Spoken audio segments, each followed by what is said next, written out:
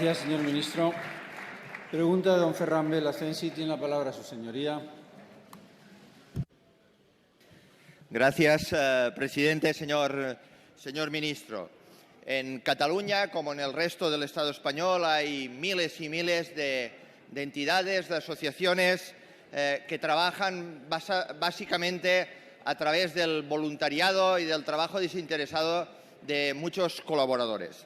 Estas entidades, en su mayoría o en su gran mayoría, son entidades consideradas parcialmente exentas a efectos del impuesto sobre sociedades.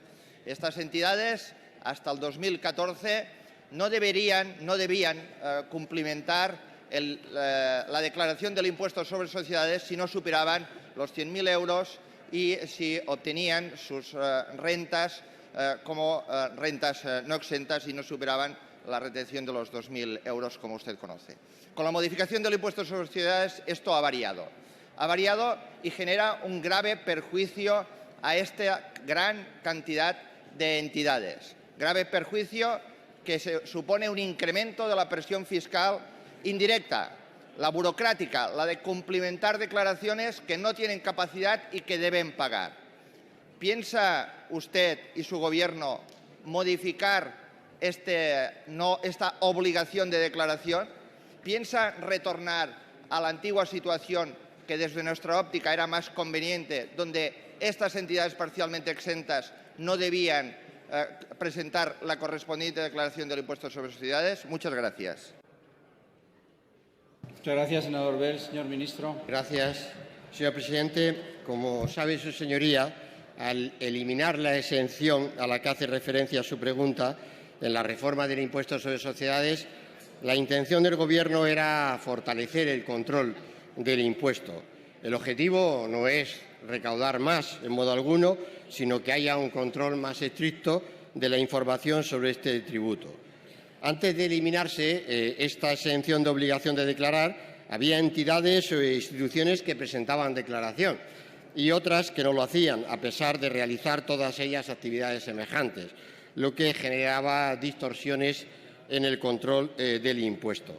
Pues por ello, lo que pensamos que eliminar la exención era una medida equilibrada, teniendo en cuenta que a cambio estas entidades obtienen importantes beneficios fiscales. No obstante, estamos abiertos, por descontado, a considerar que en el caso de aquellas entidades que tienen los recursos más reducidos y que, por tanto, pueden tener problemas efectivos reales mayores para cumplir con esta obligación fiscal, pues se trata de no perjudicarles en el desarrollo de su actividad y, por tanto, reconsiderar la decisión que en su momento adoptamos, recuperando, si fuera menester, el régimen anterior. No se trata, por eso decía, de perjudicar a quienes están desarrollando fines sin ánimo lucrativo y que benefician al conjunto de la sociedad. Es lo último que pretendríamos en una reforma como la que hemos acometido en el impuesto sobre sociedades y, por tanto, utilizo el marco de su pregunta para anunciar la mejor disposición del Gobierno, efectivamente, para que esas entidades no sufran menoscabo alguno, no tengan costes mayores derivados de exigencias de carácter de ordenamiento burocrático. Gracias, señor presidente. Muchas gracias, señor ministro. Senador Bel.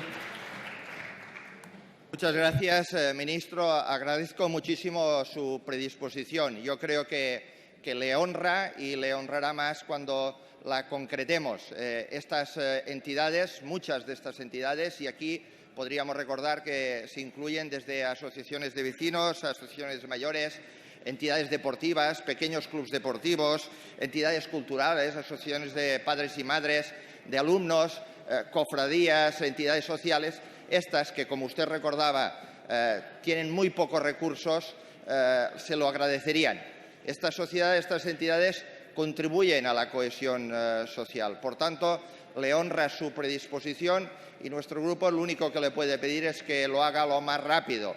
Ha generado cierta inquietud en este grupo de entidades y de asociaciones. Por tanto, nosotros agradecemos ya de antemano su predisposición, pero agradeceríamos muchísimo la celeridad en el trámite. No sé si lo tenemos que hacer a través del desarrollo reglamentario o a través de una modificación legislativa. Pero tiene que tener en cuenta que detrás de estas entidades hay miles y miles de personas trabajando desinteresadamente y miles de personas que se benefician de su trabajo. Muchas gracias, señor ministro. Muchas gracias, senador Bell. Señor ministro. Gracias, señor presidente.